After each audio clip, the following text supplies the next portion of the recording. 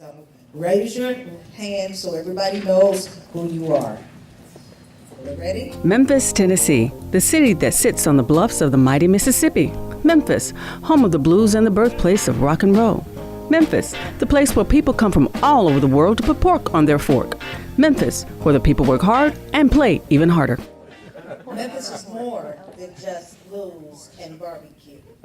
Our city is the home of groundbreaking health research, St. Jude's, charitable outreach, NBA sports, go Grizzlies, and a world-class zoo. Headlines, both locally and nationally, tell a different story about our city, a story of crime, poverty, and obesity. Unfortunately, as the table suggests, data supports those headlines and demonstrates clear correlation between poverty and obesity in our city. Our local team of experts arrived at three major challenges that we face contributing to obesity. Social economic factors such as food deserts, lack of finances, sedentary lifestyles. We may go down to the Mississippi, but we don't necessarily walk on the Mississippi. And lastly, the lack of nutritional awareness.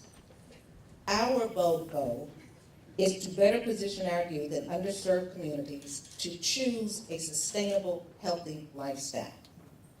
Our big idea is fun fit. Fitness is transformative. We will start small and launch this with about 50 kids at 2 community centers. They'll be involved in fun, structured play and educational programming that will focus on nutrition. We're ready to defeat the giant social issue that is obesity and transform the lives of Memphis through play.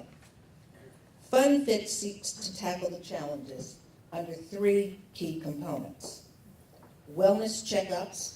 We have reached out and are partnering with a couple of the hospitals there that will do some screenings for us. Track the eating habits of these kids. Nutritional literacy, which will include instructional lectures, but also community gardens. Recreational fitness, which would include kids Zumba, swimming, golf, tennis, biking, dance, just all types of activities that we can expose them to so that they will have the ability to choose play that will sustain them throughout their lives. Our ultimate aim is to use the Fun Fit pilot program to empower families in underserved communities to invest in their health by choosing a sustainable, fun, fit lifestyle. By the way, that's our CAO that is biking there. He'll be glad to know that we put him front center. Our cultural landscape and infrastructure is already being fun-filled with accessible parks, recreational programs, and policies that make it safe for our citizens to walk and ride bicycles. We're determined to spark an energetic way to make play a sustainable priority for a healthy, happy future. That's it. Thank you so much. Do you have a specific question that you'd like to ask? Thank you. I absolutely have a question. I would like the panel to assist us by telling us what best practices that you could offer to us for incentivizing our program in order to sustain our program.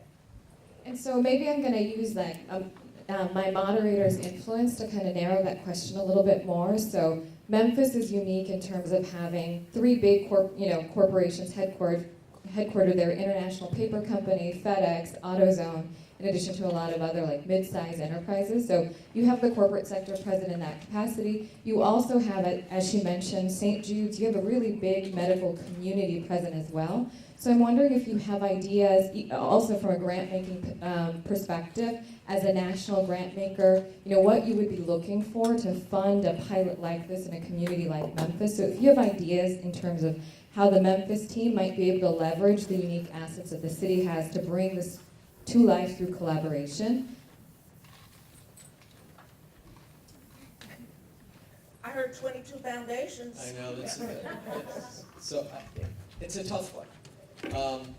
Because the question is, what in your, I'm a big fan of the idea of what's your plausible theory about why your strategy is going to get you to your result.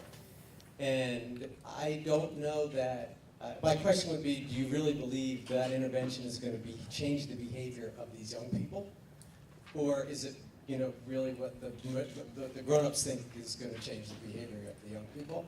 And I think there's an interesting through line through some of these. If you really are trying to get the kids, then you got to go where the kids are, which I do believe is social media, using their smartphones and the like. The ideas of these badges that DC talked about.